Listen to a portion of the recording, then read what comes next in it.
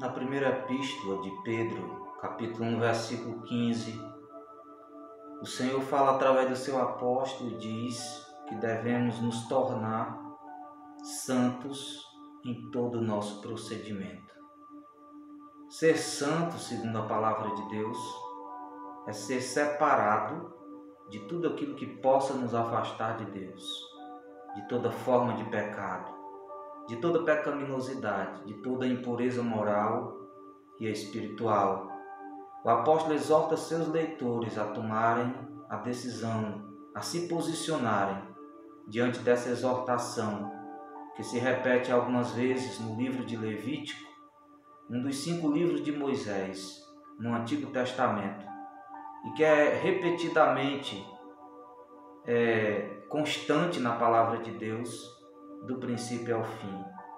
Um dos atributos mais impressionantes de Deus é a sua santidade, a pureza do Eterno.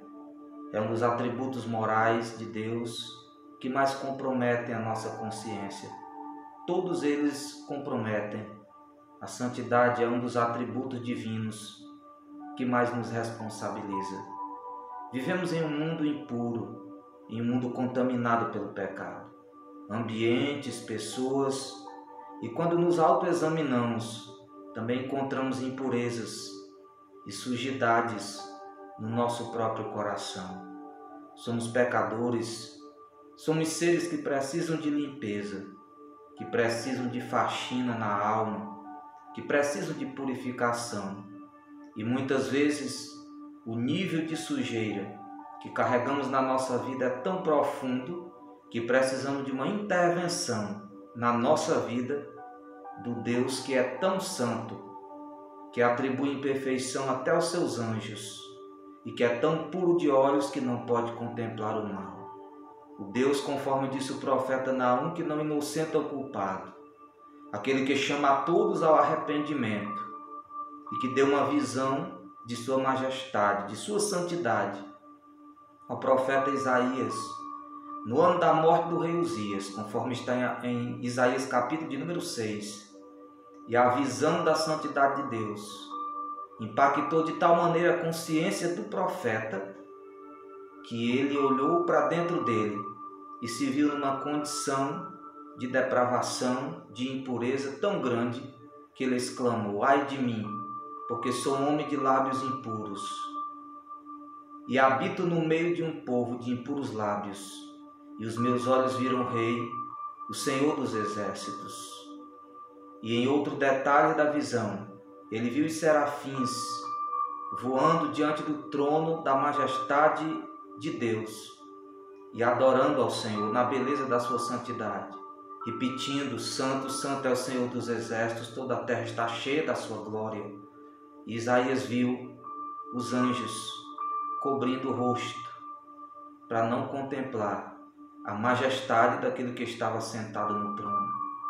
Deus é um espírito pessoal, puro, e que está interessado também na purificação e na santidade do seu povo.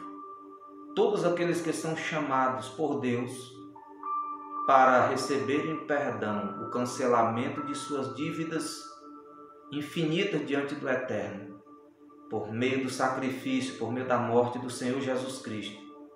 Todos nós somos chamados também, desafiados por Deus, a vivermos em santidade. Porque se não vivermos em santidade, a nossa oração não será poderosa. Se não vivermos em santidade, a nossa adoração a Deus será impura. Se não vivermos em santidade, o nosso serviço para Deus será ineficiente. Precisamos de pureza. Vivemos em um mundo impuro e muitas vezes só nos perturbamos com as impurezas ao nosso redor.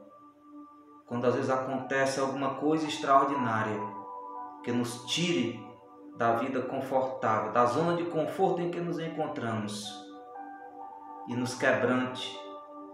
Aí às vezes, depois que somos abalados, depois que somos profundamente pressionados, é que vamos desenvolver a sensibilidade necessária para nos perturbar, para nos incomodar com aquilo que vemos, com aquilo que ouvimos, e que antes dessa sacudida que Deus permite, às vezes nos dessensibilizamos de tal maneira que já não nos chocamos com a injustiça, que já não nos escandalizamos com o pecado e com as aberrações que são tão comuns no nosso tempo, e às vezes até na nossa própria vida não nos incomodamos com defeitos de caráter, com sujidades, com impurezas que carregamos dentro de nós.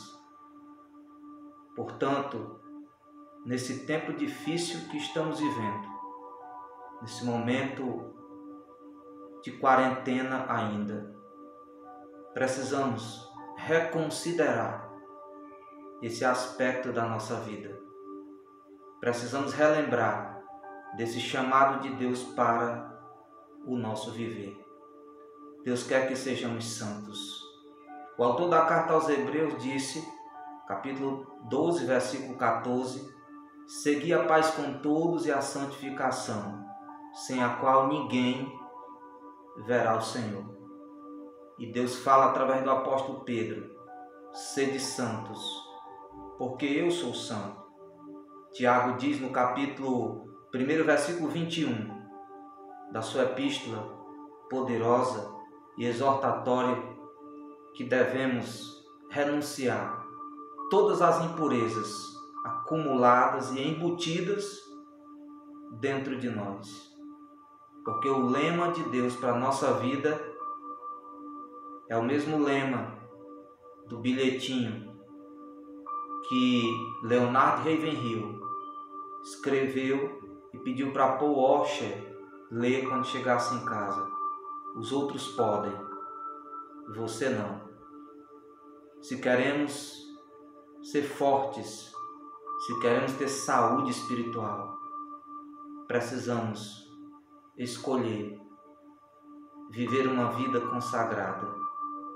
Precisamos escolher viver em santidade, decidir viver em santidade, porque a nossa vitória sobre o pecado, a nossa vitória sobre Satanás e a nossa vitória nesse mundo dependerá do nosso grau de pureza e de contato com o Senhor, o Criador dos céus e da terra.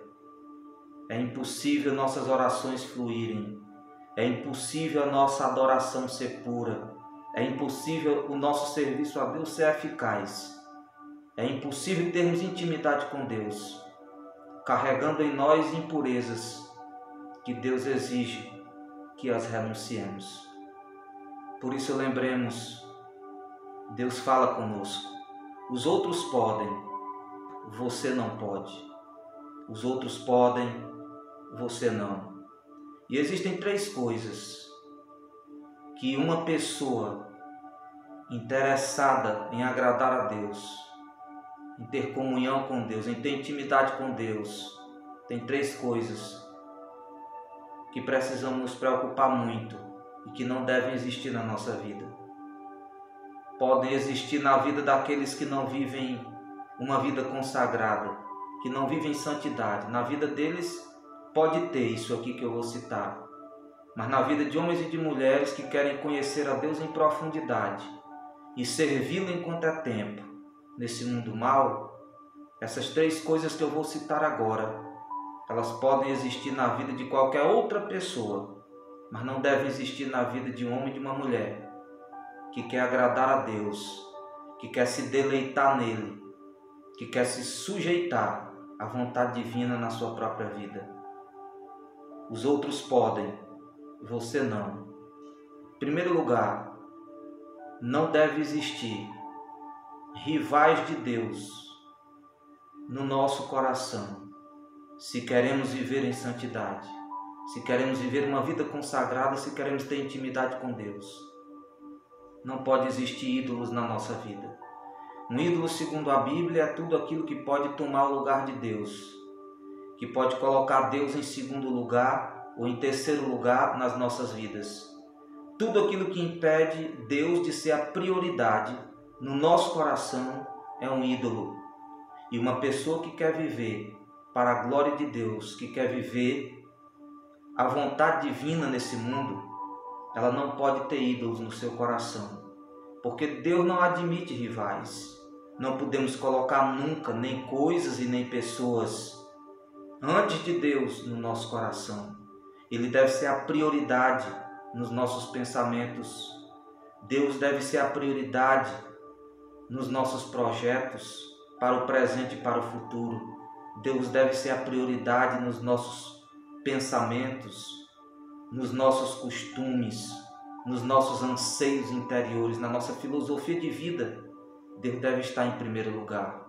Porque se qualquer outra coisa rivalizar com Deus dentro de nós, na nossa consciência, no nosso coração, nós perderemos o poder espiritual, a visão espiritual, a sensibilidade espiritual e a graça necessária para vencer aquilo que, sem Deus sendo a prioridade, é impossível nós vencermos. Então, os outros podem ter vários ídolos na vida, carregar vários ídolos no coração. Aqueles que estão perdidos podem ser idólatras. Aqueles que não conhecem o Evangelho podem se inclinar diante de qualquer coisa, ou diante de qualquer pessoa, diante de qualquer ser. Mas homens e mulheres que querem viver para Deus não podem ter ídolos, não podem ter rivais de Deus na vida e no coração. Deus tem ocupado o primeiro lugar na sua vida. Agradar a Deus tem sido a sua maior preocupação. É nele que você mais pensa na sua existência, durante a sua peregrinação nesse mundo, em cada dia que se levanta para viver. É sobre Deus que você mais medita. Reflete, pensa no que Ele pensa, das decisões que tem tomado, das escolhas que tem feito. Consulta a Ele antes de tomar uma decisão, fazer uma escolha. Procura enxergar, olhar para si mesmo pela ótica dele. O maior de todos os mandamentos para qualquer mortal é amar a Deus acima de tudo, acima de qualquer coisa. Jesus repetiu esse mandamento.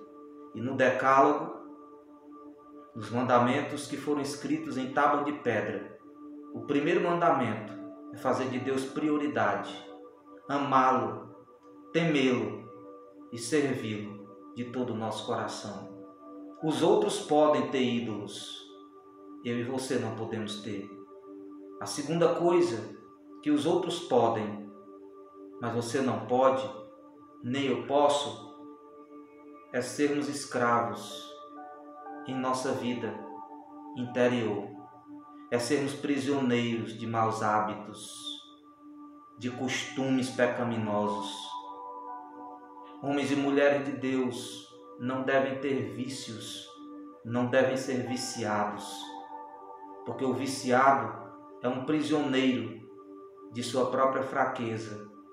E quando nos deixamos aprisionar por outro Senhor, que não Deus, nós entristecemos o coração dele, nós magoamos o Espírito Santo. E como sofremos quando tentamos viver para Deus algemados, acorrentados, exatamente pela nossa falta de determinação e até de deliberação em vivermos como um Daniel nessa Babilônia. Babilônia de hoje, pior do que a Babilônia do tempo de Daniel. Daniel, quando chega na Babilônia, ele decide se consagrar. Nós devemos decidir resolutamente viver uma vida consagrada, combater nossas fraquezas, lutar contra nós mesmos, até que sejamos libertos, caso alguém esteja preso de qualquer hábito pecaminoso, de qualquer prisão invisível, espiritual ou moral, que magoe o Espírito Santo e lhe tire as forças, lhe tire a liberdade que só em Cristo nós temos direito. Então, os outros podem ser prisioneiros, os outros podem estar cativos, os outros podem ser prisioneiros da carne, do mundo, do diabo. Mas homens e mulheres de Deus devem ser livres, livres para orar, livres para adorar, livres para servir a Deus, livres para fazer a vontade do Senhor. Não devemos ser prisioneiros nem de homens, nem do pecado e nem do diabo. Devemos ser homens e mulheres cativos pela palavra de Deus, prisioneiros do dono do mundo, por amor à sua fidelidade, ao seu nome, por interesse em satisfazê-lo, em agradá-lo. Porque ser servo e serva de Deus, ser prisioneiro de Deus, é ser livre, é ser verdadeiramente livre, porque não existe Senhor para governar a nossa vida que tenha a dignidade e o merecimento que Yahvé, o Deus Todo-Poderoso, tem. Os outros podem ser prisioneiros, mas você não pode, nem eu posso, porque o Senhor nos chamou para a liberdade. E se o Filho vos libertar, verdadeiramente sereis livres, conhecereis a verdade e a verdade vos libertará. Não devemos ter vícios na nossa vida, não devemos ser prisioneiros de hábito pecaminoso nenhum, porque isso tira o nosso potencial espiritual, compromete a nossa saúde e o poder interior que poderíamos ter se tivéssemos decidido viver a liberdade que em Cristo temos direito.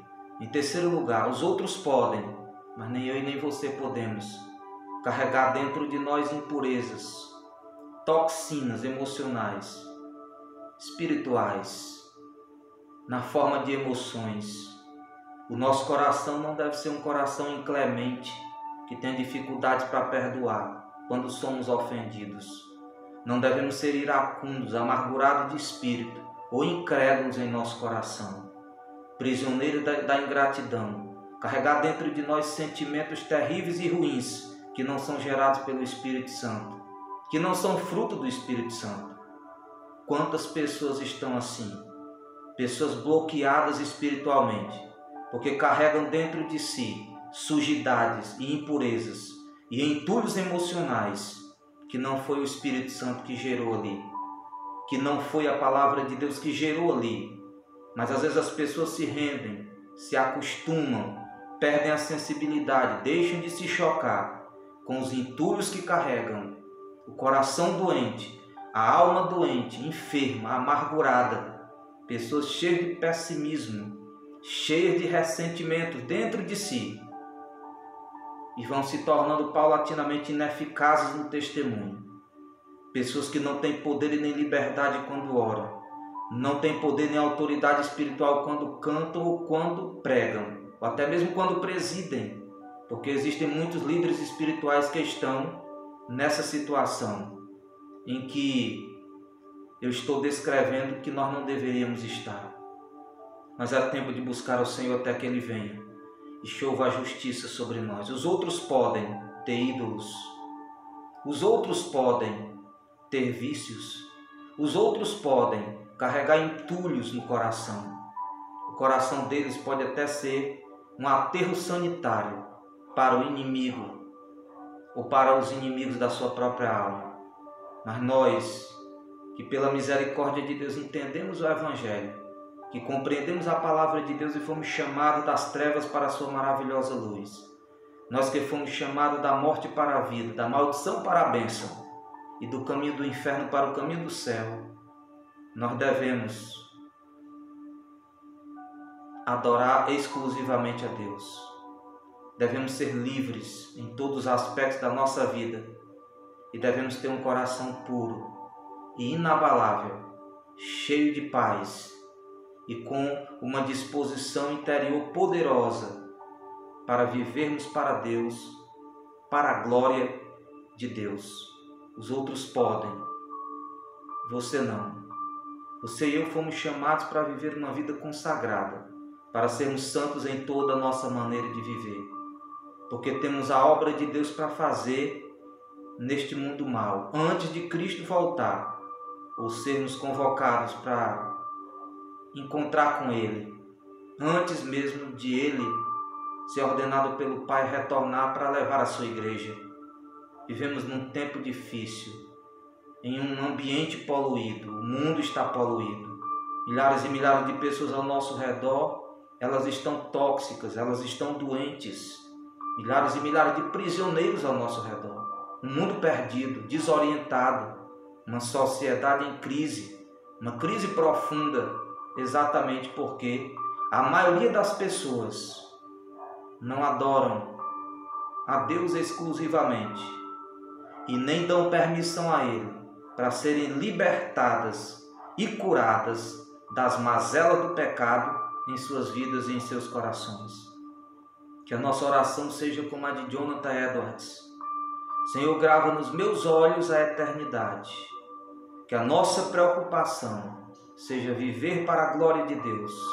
E manifestaremos essa preocupação, nos limpando, nos separando de tudo aquilo que impeça o fluir pleno do Espírito Santo de Deus nas nossas vidas. Termino com uma frase de C.S. Lewis. Neste mundo existem apenas dois tipos de pessoas. Aquelas que dizem a Deus: Senhor, seja feita a tua vontade. E aquelas a quem Deus diz: a tua vontade seja feita. O destino eterno de cada pessoa dependerá da escolha que ela fizer diante desse chamado de Deus para vivermos para Ele, exclusivamente para Ele. Que Deus te abençoe e te fortaleça com a destra da sua justiça, em nome de Jesus.